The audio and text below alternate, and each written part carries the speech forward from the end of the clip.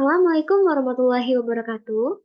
Di sini saya akan melanjutkan materi dari mata kuliah Teori Organisasi yang berjudul Patologi Organisasi dan Organisasi Kesehatan.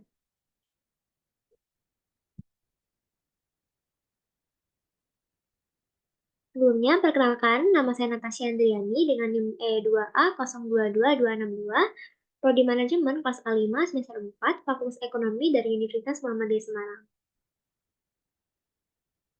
Pokok materi yang akan kita bahas, pertama ada faktor pemicu patologi organisasi, lalu dilanjutkan dengan jenis organisasi patologi, lalu proses peremajaan organisasi, dan materi terakhir metode organisasi kesehatan, dan akan ditutup dengan penyampaian kesimpulan.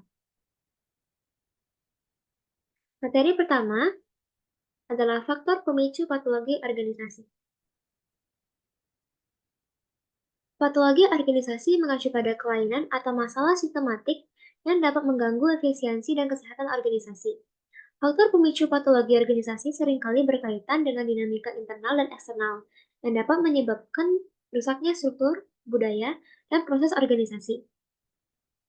Faktor internal menjadi penyebab utama terjadinya patologi organisasi. Salah satu faktor internal adalah struktur organisasi yang tidak efektif.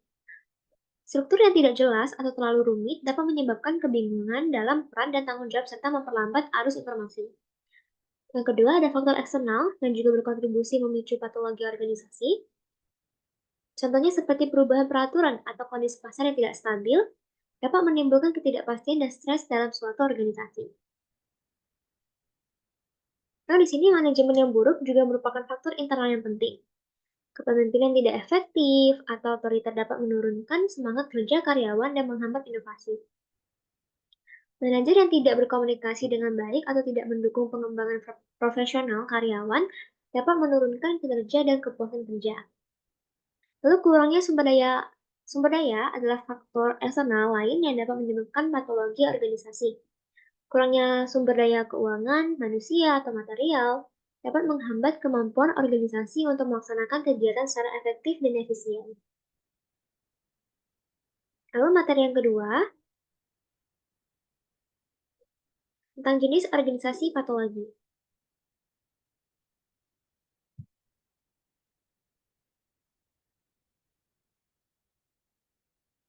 Pertama, ada patologi struktural yang mengacu pada masalah yang berkaitan dengan desain dan struktur suatu organisasi. Struktur yang tidak efisien, seperti struktur yang terlalu hierarkis atau terlalu rumit, dapat menghambat aliran informasi dan pengambilan keputusan. Lalu ada patologi manajemen, terjadi ketika suatu organisasi tidak efektif atau tidak memenuhi kebutuhan karyawan dan tujuan organisasi. Kepemimpinan yang berwibawa, tidak sportif, atau transparan dapat menurunkan semangat kerja karyawan, menghambat komunikasi, dan menimbulkan konflik internal. Lalu ada patologi proses yang melibatkan masalah dalam prosedur dan sistem yang digunakan dalam suatu organisasi. Proses yang tidak efisien atau tidak tepat dapat mengakibatkan pemborosan waktu dan sumber daya serta penurunan kualitas hasil pekerjaan.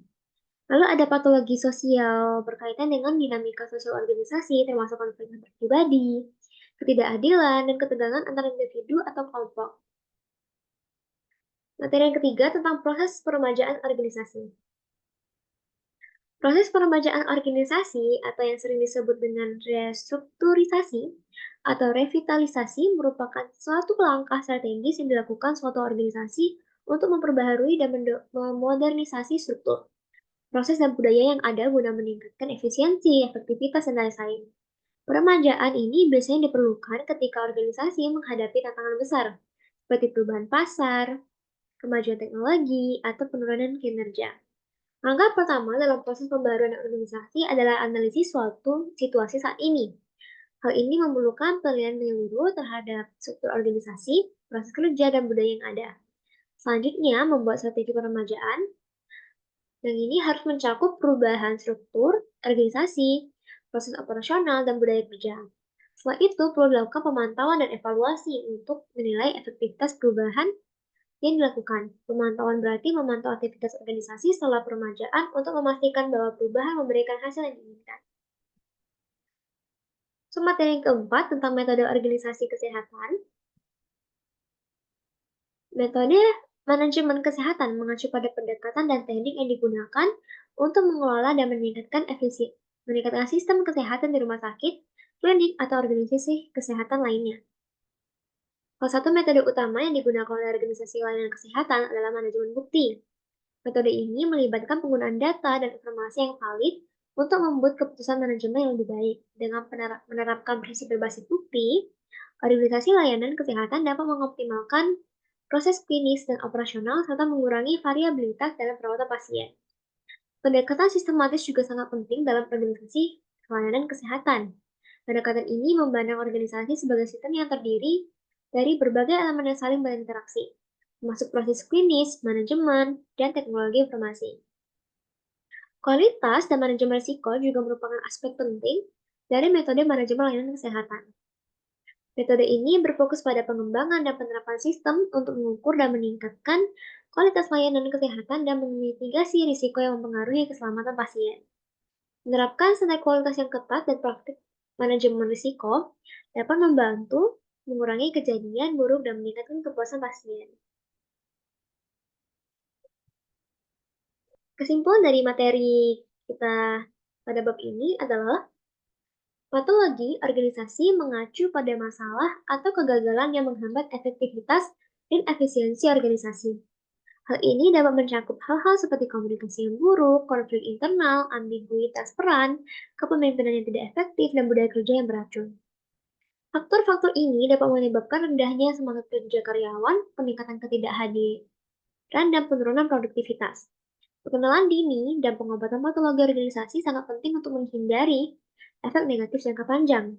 Pendekatan ini untuk mengatasi patologi mencakup evaluasi menyeluruh terhadap struktur dan proses organisasi, meningkatkan keterampilan kepemimpinan, dan menciptakan budaya yang mendukung kolaborasi dan inovasi. Organisasi layanan kesehatan fokus pada pemeliharaan dan peningkatan kesehatan karyawan, dan menciptakan lingkungan kerja yang sehat. Hal ini berarti menerapkan program kesehatan dan kebugaran seperti olahraga, pemeriksaan kesehatan rutin, dan dukungan kesehatan mental. Organisasi yang sehat mendorong keseimbangan kehidupan kerja yang baik dan menyediakan sumber daya untuk membantu karyawan mengolah stres. Pemimpin organisasi layanan kesehatan yang mengutamakan transparansi, terbukaan, dan dukungan emosional juga berperan penting dalam menciptakan budaya yang mendukung kesetaraan. Organisasi yang sehat bisa memiliki kepuasan karyawan yang lebih tinggi, produktivitas yang lebih baik, dan kemampuan untuk menarik dan mempertahankan talenta terbaik.